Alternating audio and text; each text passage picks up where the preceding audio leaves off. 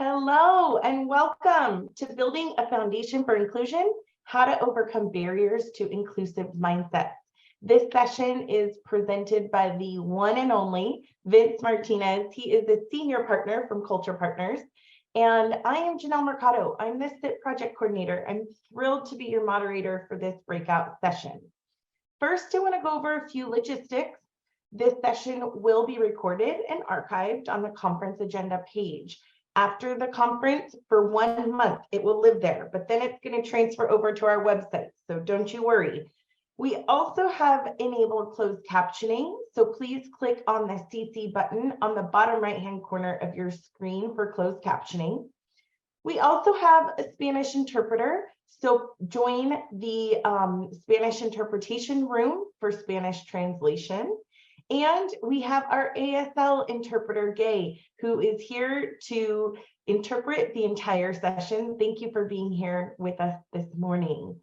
So please make sure your volume is muted because we are in a Zoom meeting, but we do encourage you to show your beautiful faces. So you're welcome to turn your cameras on so we can see you. And we want this to be an incredibly interactive session, so please use the chat, the Q&A feature. I will be checking it throughout the session, and we will also have a breakout session or breakout room for you to network with one another during this session. So with that, I am going to pass it over to our amazing lead presenter, Vince Martinez. Thank you so much, Janelle. Well, good morning, all. It's good to be with you. I've been looking forward to this time for a number of months, actually. The work that I've been able to do with SIP over the last number of years, and as a part of last year's conference, is such a great joy to me to be with so many amazing folks. So it's great to be with you. Our time is relatively short today, so we're going to jump right in. Just as a starting point, I do want to lay a little bit of a foundation for us today as we talk about this idea of building a foundation for inclusion and how to overcome some of the barriers to some of these inclusive mindsets that we're going to talk about today.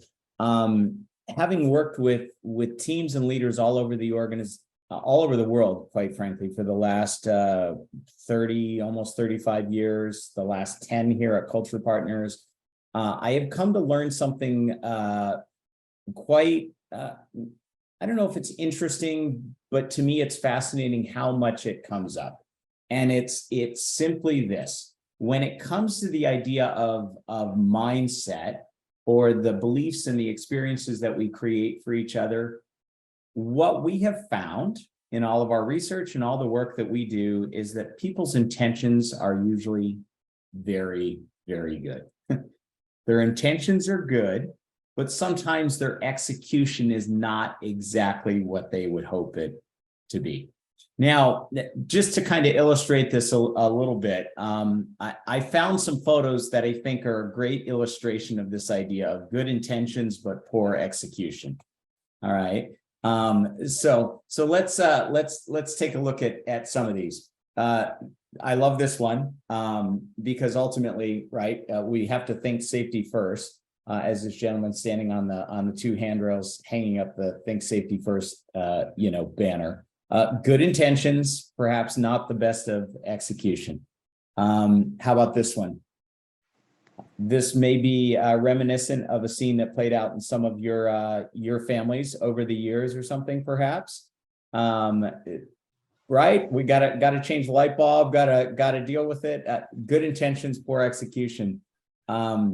This one's one of my favorites. The metal ladder in the swimming pool while working on the electrical work is always a great idea.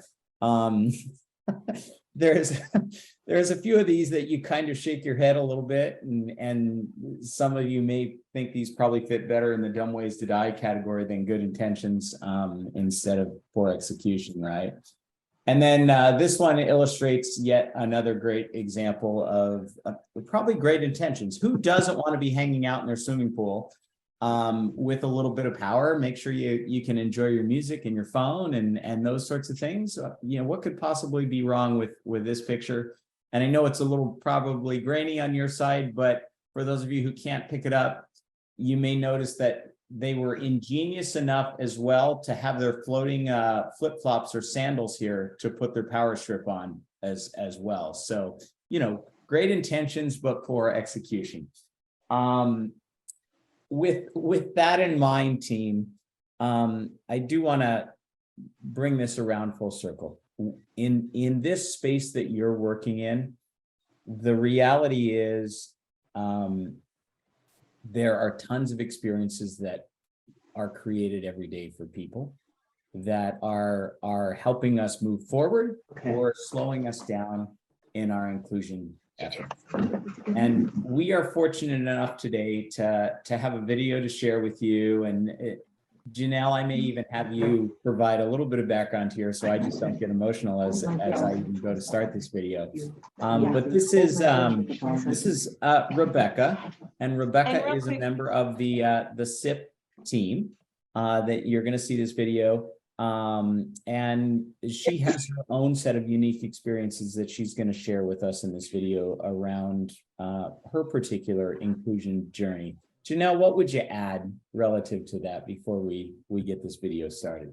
Yeah, I just wanted to add that the video that you're going to see is actually from a member of our SIP family. Rebecca is our program assistant, and we could not do what we do without her. But the reason we're sharing this is because it's deeply meaningful, it's deeply personal, and we know that this work it has to be personal, it has to be meaningful. And so just a thank you to Rebecca for her vulnerability in sharing her story. But as you're watching this video, I would love for all of you to put yourselves in your lived experience, whether you're an educator. Think about IEP meetings that you've participated in, families that you've supported, and how this may connect with your experience. For those of you that are advocates, family members, community members, think about how you connect with Rebecca's lived experience. So with that, Vince, we'll go ahead and press play. And again, thank you for your vulnerability, Rebecca. Hi, I'm Rebecca, and I am a mother of a child with a disability. Her name is Emily, and she's 19 years old. I'm here today to speak about my first IEP experience from the parent's perspective. So prior to this meeting, my beliefs around Emily were that she had some developmental delays, that the services she was receiving, which were speech and language, that these services were going to catch her up. And she was going to grow into it, grow out of it. And before I knew it, she'd be your typical gen ed kid. So walking into this meeting, it was a triennial. So there were a lot of people in that room. And there was probably 7 or 8 people. But honestly, when I walked into that room, it felt like about 50. And then, let me just say, prior to that meeting, the ones I had been very easy, couple people, casual, fast. So I walk into this room, 7 or 8 people around a conference table, all with stacks of papers and such.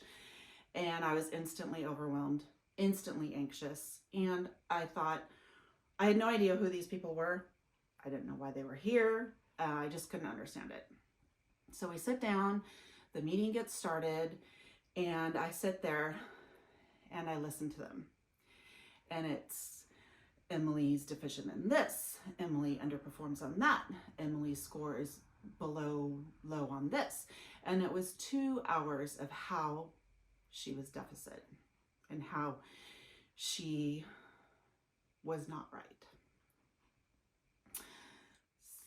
So after hearing all the reports from every person in the room, honestly, after a couple people, it was buzzing in my ears. I wasn't really listening. I was really trying to comprehend what was happening.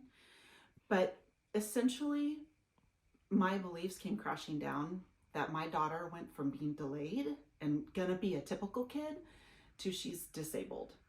And that was, I know now, but that was the point of the whole meeting, was the IEP was to take her from speech and language delay to intellectually disabled. And when they said that to me, I remember pausing and like, I didn't even understand what intellectually disabled mean. I had never heard that term. I never knew anybody with disabilities. I didn't have any friends with kids with disabilities. So I was completely shocked, devastated. I, I, I, I had no idea what to expect from that point on. And I walked out of that meeting devastated and very skeptical. Well, two things. I was devastated about my daughter because all my hopes and beliefs about her were gone. I had no positive thought that she would ever be as thriving as she is today. It destroyed me. And the second thing it did was my experiences with IEP after that were horrible. I didn't want to go. I was anxious leading up to it, even after it. It was a very traumatic and very dramatic experience for me. And I guess I'll just end on a positive note that it wasn't until high school that we had just one of the best teachers she's had. And he took the time to make a connection with me and of course with Emily. And that was when they became collaborative and we were doing it together. Emily was invited, and that was where it shifted. And it might have shifted beforehand, it probably did. But that was where I really saw the shift of it going from her being a deficit to all the possibilities of what she could do in her life. And so that is my experience. Thanks for listening.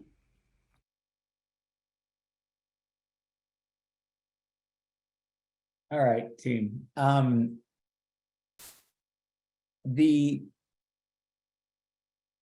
We started today by talking about this idea of good intentions and poor execution. There's little doubt that as this story is shared by Rebecca, I truly don't believe anyone went into a room thinking that I'm going to be insensitive or uncaring or unempathetic or anything else to the plight of Emily and Rebecca and their family. Yet every day, each of us creates hundreds of experiences for other people. Many of those unintentional. And at Culture Partners over the last 40 years, we've worked with organizations all over the globe, helping them understand how culture works. And we developed a really simple model. We call it the results pyramid. And it's just a simple model for why people do the things they do. And at the top of the pyramid, we have some results. If you think about this particular IEP, desired result was to share some information with mom about her child and what the suggested route was, and the future plans. There was a very clear desired outcome the meeting was set up with and was driven toward. And naturally, there were actions that were taken. The meeting was set. We bring in our stacks of papers and we forge forward. And each person, I'm sure, had a designed role and their expertise that they were bringing forward in that conversation. But what we tend to ignore in these instances is the fact that people's beliefs are deeply rooted in their experiences. The experiences that each of us has drives those beliefs that we hold. Those beliefs influence the actions we take, and the actions determine the results. So as we start to think a little bit longer term on Emily and Rebecca's journey here, coming out of this initial IEP, there were some words that I was capturing in the video that truly struck me. She said, I was skeptical. I was devastated. Do you hear the beliefs that are being formed based on the experience group? We can go on. I didn't want to attend any future meetings. I thought this was a horrible experience. I was anxious. You can fill in the gaps on all parts of this. And ultimately, if we are going to move the needle when it comes to inclusion, the skill set that we want to focus on is not one of saying what additional actions do we need to take, but instead, what are the experiences and the beliefs that we need people to hold so that then the actions can be the appropriate ones to drive the needed results. So it's about intentionality. And at the end of the day, if we're going to get a different result, we can't just effectively take the things we're currently doing right now and decide that we're now all of a sudden, because we have a new result, we're going to show up the same way with the same set of experiences, beliefs, and actions and get a different result. Ultimately, what we're talking about is we're going to have to shift, a fundamental shift in the way we think and act. So group, as we come back around to this pyramid for just a minute, let me ask you a very simple question. And if you would, just in the chat panel for me. The question is this, group: what is the difference between an action and an experience? What's the difference between an action and an experience? We outlined for you on the pyramid, there's actions and experiences, but what's the difference between them? Just in the chat panel. Feeling and emotion. Experience, Keely, is your takeaway. I love that. Behavior and emotion. Thank you, Amber. Loving these responses. Others. What you did versus what you're doing or going to do. An action is what we do, and experience is how it's done. This is really, really interesting. An action is something you do, and experiences is something you feel. Actions are things we do, experiences occur to us. What happens to us versus what we do. So lots of great thinking there in the chat panel. Now, as you think through this a little bit, team, I want you to think back to that initial statement that I made. How many experiences do you think you're creating every single day? For the other educators around you, for the parents around you, for the families, for the groups that are supporting you, just think about how many different experiences that are created every single day. Nancy, your statement here, actions are in the moment, experiences you enjoy while you're doing it. Now, that's a really interesting statement, Nancy, because I've had some experiences recently that I haven't enjoyed. I maybe have learned a lot from those, but I didn't necessarily enjoy while I was doing it. That being said, as you think about this idea of inclusion, you'll notice this pyramid's got a plane through the middle of it, right? That divides it in two halves. Actions, quite frankly, an action can be an experience for someone. I send you an email. Is it an action? Sure. When does it become an experience? When you open that email and you interpret it based off of your own set of beliefs and your own life events that have happened to you. So what we're suggesting to you today as we talk about overcoming some of these barriers to inclusion is becoming really, really intentional about the way we work the bottom half of this pyramid. So to go a little further on this, because it sounds so easy when you put it into 4 levels of a pyramid, but quite frankly, the application of it is not so easy. So in just a moment, we're going to put you into some breakout rooms. And Janelle and team, if we can maybe do, 5, 6 people, something like that in these rooms, that would be great. That way they'll have a chance to kind of say hello to each other and introduce themselves, et cetera. Got it. Yep. All right.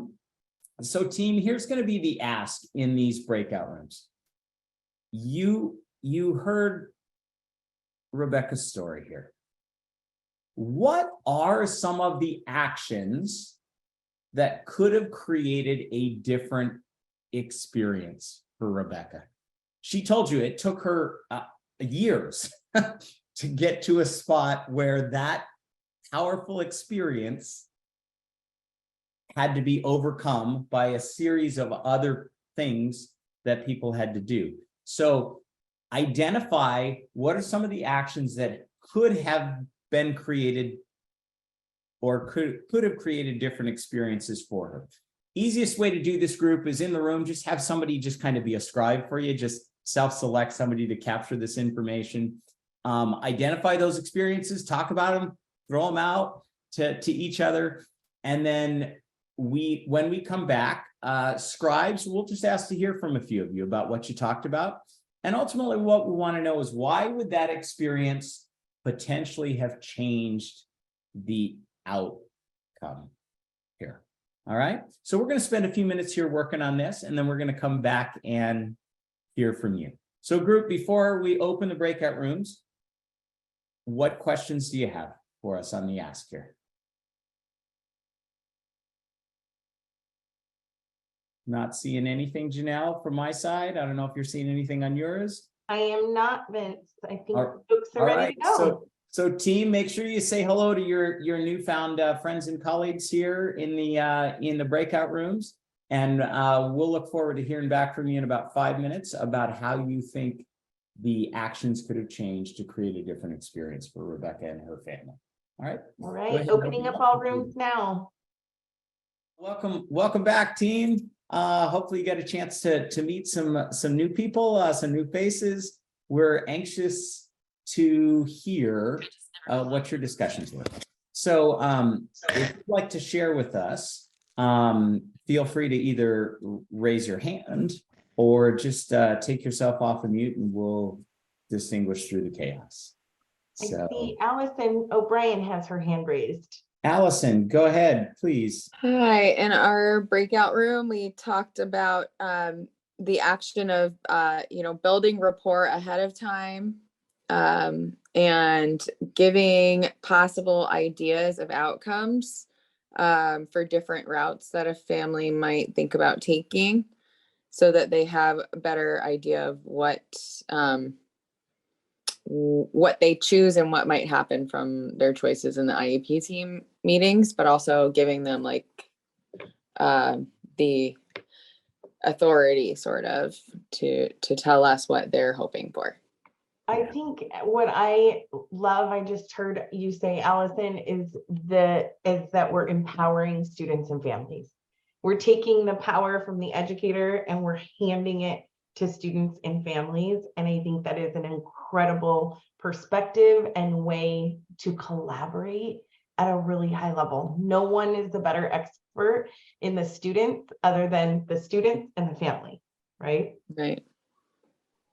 Thank you for that. Thank you. Good. Lots of hands up here. Yvonne, I think I saw yours next one here, so we'll come to you, please. Hi, good morning. Mhm. We were very lucky in our group to have a parent who represented her experience and was very vulnerable in sharing something that happened during an IEP meeting for her child. And she was very traumatized by what was said. And she said, it was a day at work for her, the teacher, and I will never forget it. And it just speaks to for us remembering that we're there with the person who is dealing with something that has been traumatic. It's traumatic to discover your child who, we all just want normal, whatever that is. And then they're different. And to be told that every 3 years or every annual IEP in ways that are very insensitive. And she also said that educators need to be more aware of trauma-informed practices and to understand that they should have sensitivities around the experience the parent has in those IEP meetings. And I just want to also thank that parent for being very vulnerable and sharing that experience. Thank you. Thanks for sharing on so many fronts there. Good. Let me see here. Heidi, I see your hand is up as well. I'm hoping I'm not missing anybody as I'm trying to scroll through. So please, Heidi. Yeah, we had a couple of parents who have been through IEPs with their children in our group. And we talked about some of the things that Rebecca had said, that in that first meeting, there were many people. She didn't know them. They had stacks of paper. it was all deficits and the meeting was long. And so we kind of addressed all of those and said, you know, always start with the child's strength, possibly giving some prior information or prep to the parents, to the family before they come into this meeting. Maybe starting with a smaller group and, you know, the teacher and one person, and bringing people in one at a time to kind of go over things, pausing and checking in. One of the parents who had been through an IEP said, allowing the family to share stories of their children and experiences. And then we also talked about, you know, sprinkling in positives with goals that are being set. You know, this is the goal, but we're already seeing this. So it's not so deficit based, but it's more strength based. I would love that, Heidi. Thank you. And that team and group, I'd encourage you, if you don't have your chat panel open as well, to make sure you've got that open. There's some incredible comments popping in on the chat panel as well. Love that. Let's I think it's is it Dina? Let me come to you. Yes, thank you. So we were in group. I was in breakout room 10, and we really talked about, you know, making sure that documents are sent home to the parents, you know, at least 3 days prior to the meetings. You know, that way parents can go through and highlight and, you know, come to the IEP table with questions of, you know, the things that they don't understand, or ideas. You know, one of the things that, you know, I personally shared, being not only a special education teacher, but also a parent of a student with a disability, is, you know, taking that extra time and not caring whether or not my administrators are going to get upset that my meeting was taking too long, making sure that the parents are understanding the language that we're all using, because they're not the experts in the language. They don't know the lingo. So why not just say, stop and take a breather and say, do you understand, you know, what all of this means? You know, one other thing we ran out of time for me to share is, one of the things that I like to do at the beginning of the year with every single parent, even though it is might have the same families, is sending home to the parents, what are your hopes and dreams for your child? I'm not talking about, you know, this year. I'm talking about, let's go, you know, because the education system ends at 22 now, right? It used to be 21, but now COVID, it's 22. What are your hopes and dreams? Where do you see them, you know, in 10 years? Because then we can start the transition, you know, process of the IEP. Even in second grade, we can start that transition stuff, the meat and the bones of where they want to be, and it's a stepping ladder. Thank you, Dina, Dina. you're speaking highly to the theme of our conference, from birth and beyond, right? We start at birth, thinking about how to create an inclusive community, including and empowering students, children, families in the process. Absolutely. Right. And the other piece, really quickly, also, is to really, I collectively, as a district or school entities as a whole, gen ed teachers need more opportunities to learn and have professional development days on how to make those accommodations, how to modify their grade level content so that all the learners in their classroom can have access and engage and participate at their cognitive and developmental level within grade level content. It is their right to experience and participate in those activities. Thank you, Dina. Sorry. I just chime in? Dina, I love what you said, because at my site, we struggle so much with gen ed teachers feeling like just because it's deemed an inclusion class, you know, with another teacher or a para educator, they think that they need to teach below grade level standards. And we keep encouraging them and telling them, no, this is a general education class. You should be teaching general education standards for this grade level. and they just can't seem to understand that. Thanks, Marissa. Appreciate the extra context. And group, I'm hoping I'm not missing any other hands. The chat panel is just blowing up as well with tons of great information as well. And what's so interesting here is, as we talk through this group, is when we can become intentional about working the bottom half of that pyramid, the experiences that are creating, it becomes transformational. And you see this in the chat panel, people talking about connecting to other parents. Those are all meaningful, significant types of experiences that get to be created. Even something as simple as, someone referenced it, I don't know if it was Heidi, but the stacks of papers on the desk, right? There are very simple experiences we can create every day that can transform what could be perceived, using some of Rebecca's language, as horrible or devastating, into something that is much more positive, forward-looking. And so as I come back in and continue to share here again, group, with the screen to keep us moving forward, we know this: not all experiences are created equal. Just because it works with one family or one individual, one parent, it may be a different experience that's required for someone else.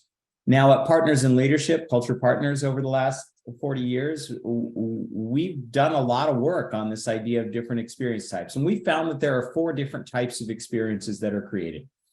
There's what we call a type 1 experience. The minute it happens, people get it. We know exactly what was intended, and we just all collectively move forward. We're all holding the right beliefs. It naturally drives the right actions. It's meaningful, immediate, and there's no interpretation required. The second type of experience is what we call a type 2 experience. And this is the experience that requires some level of interpretation in order to form desired beliefs. And I'm going to pause here for just a moment to just give you a really strong emphasis on the fact that as individuals, we have a much greater opportunity to interpret experiences than we actually utilize. Every day we create experiences for people that are coming from exactly the right spot, the best of intentions. But the way those experiences are interpreted for them don't land in the way we had intended. So our opportunity to interpret experiences allows us to accelerate where we're going. And I would say this, team, do not overcomplicate this. Do not. There's an opportunity here just to simply say, the reason I am doing this is because boom, boom, boom, fill in. Do not leave it up to interpretation. In the absence of information, people will always write their own narrative. And so one of the great opportunities we have in all of these interactions is to make sure that we're providing the necessary interpretation and interpreting these experiences. All right. Now, as we go on, type 3, insignificant. This is the, everyday kind of a meeting. Something shows up on your calendar. You're like, this is just the way things work around here, right? Kids get up, they go to school in the morning. It's just kind of our everyday kind of insignificant life experiences. And then there's what we call type 4 experiences. These are the types of experiences that no matter how much we try to interpret them after the fact, will always be misinterpreted. And you've heard reference to some of these today. And again, we're not suggesting any of these things are intentional. But what we are suggesting to you today is let's become very, very intentional about creating more type 2 experiences. That is the easiest route to working the bottom half of this pyramid. This is the action we're going to take. And the reason we're doing this today is because the reason we're holding this meeting is because interpret. So ultimately, group, that gets us to this notion of intentional versus accidental. I want you to think about how many of these negative experiences that perhaps you have had in your own life that were perhaps accidental on someone else's part. Something happened, you interpreted it a certain way, and by the way, had they been intentional in the way they approached that, would the outcome or the result have been different? So, And there's a really great example in the chat that I want to lift up, talking please. about the intentionality. It's from a parent's perspective. Often when we start IEPs, one of the first things we start with is the strengths that the student has. There's a way to make that experience so much more meaningful. And the first thing that comes to my mind is asking the student, bringing the student into the IEP and talking to the student and hearing, what is it that you like to do outside of school? Tell me about your day. Tell me about your weekend. Talk to the family. And so that we're not just looking at it as a way to talk about the student's strength as if we're checking off a box. It's more meaningful than that. It is truly, what are your interests? Who are you as a person? And how can we leverage those interests and the way that you like to learn or the things that you like to do into developing your IEP to work on those skills? So I appreciate that comment in the chat box here. Yeah, I love it. And Leanne's comment there, and that may be the one you're building off of, Janelle, is a really powerful one, specific versus generic. And team, part of being intentional is to kind of preload or pre-plan these experiences.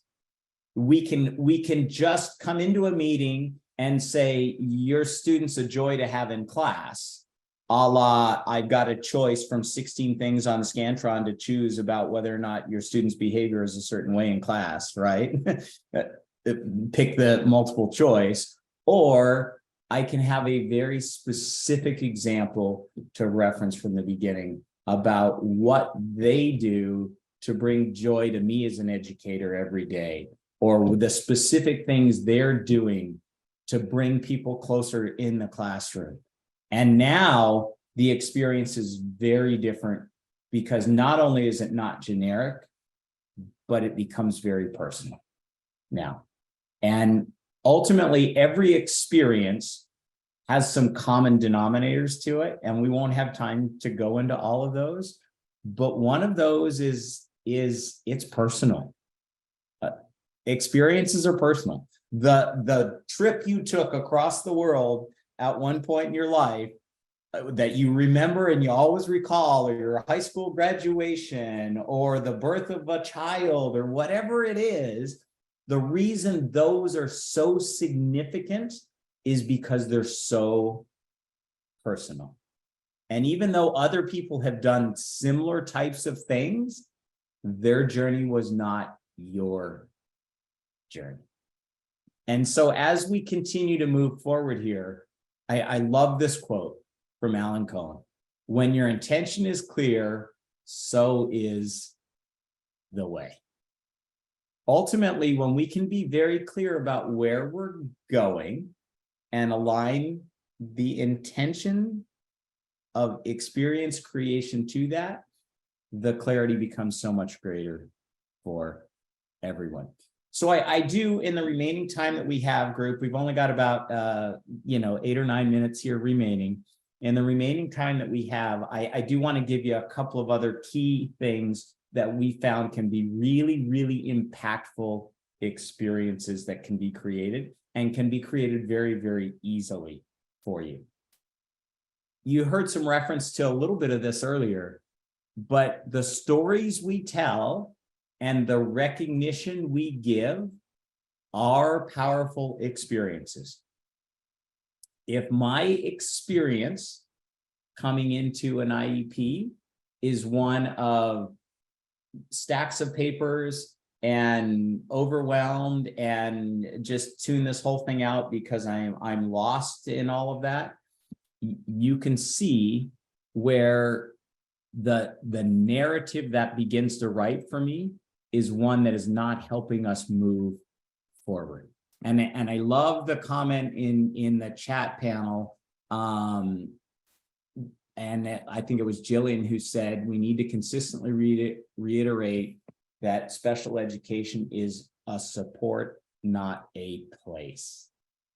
And so when we start to look at this team, one of the ways we start to cast a vision for what this looks like is we start to tell the right stories. The intentional ways in which we tell stories are powerful experiences.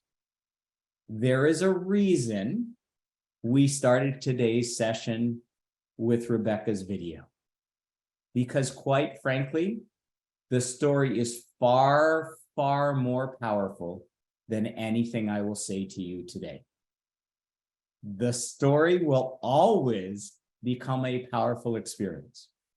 So as you start to think through this, how can you become more intentional in the stories you tell?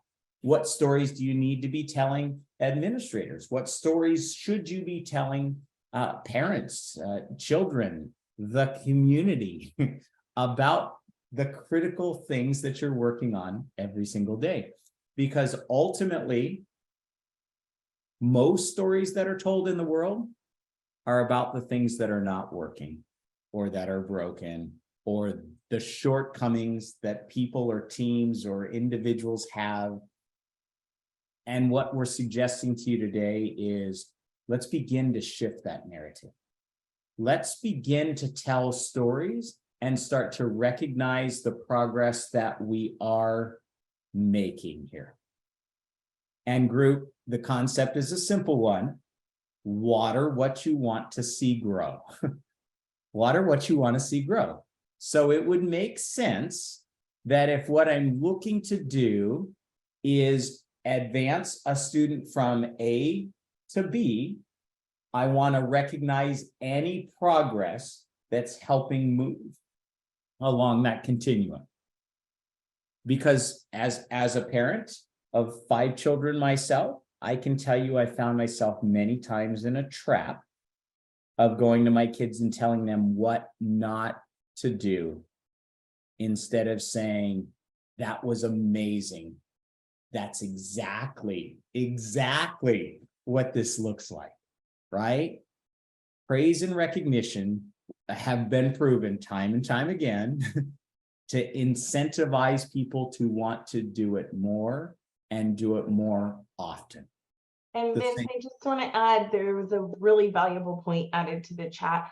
When we're thinking about families and students, students with even the most significant language deficits may have a harder time telling us their story. However, and with families who maybe also need language supports, we want to be mindful of the various ways we're asking people to tell their stories, giving options, giving choices, whether it be through nonverbal, verbal, pointing at things, using interpreters, always being mindful of the user experience and making sure that we're offering all of those different options and choices.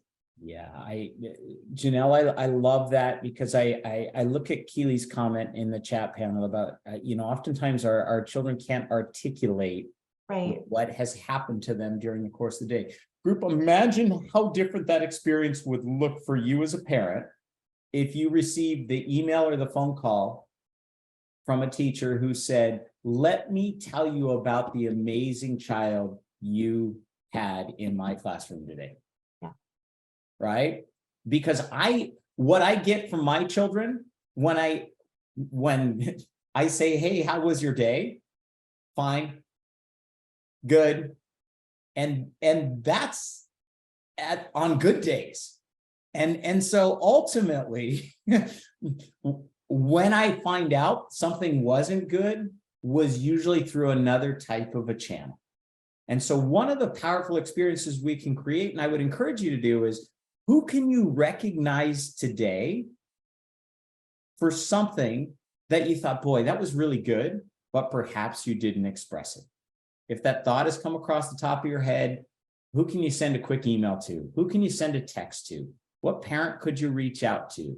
What teacher could you reach out to today to say thank you for, X? I want to really recognize the fact that my kid had a great day today in your class.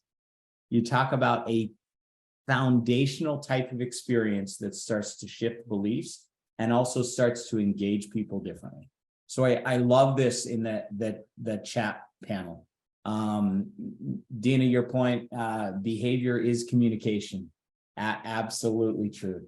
So group, as we come to a close here today, here's what we know. 3 different kinds of experiences.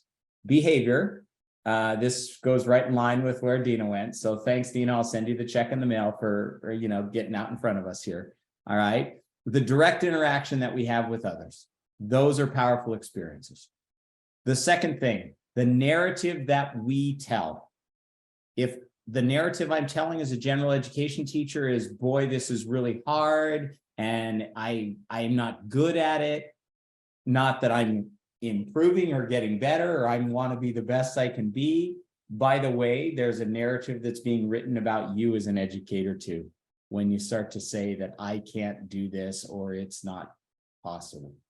So the narrative, the third-party experiences versus storytelling and recognition, and also our systems, our practices, our policies, our procedures.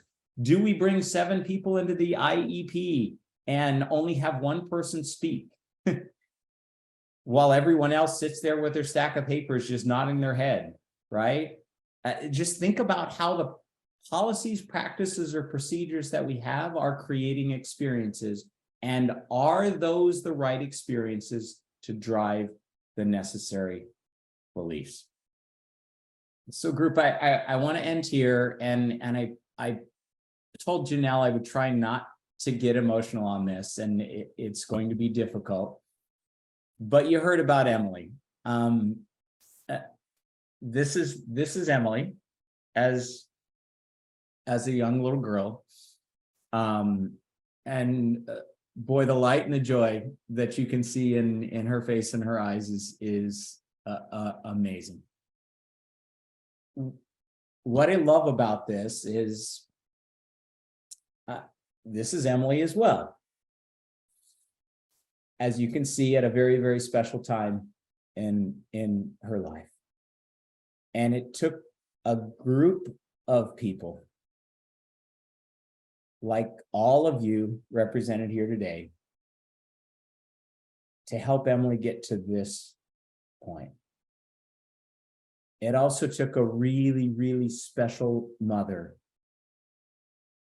who took a pretty devastating experience and was able to put it into a context that allowed her to move forward. Because quite frankly, experiences can have us stop or give up sometimes.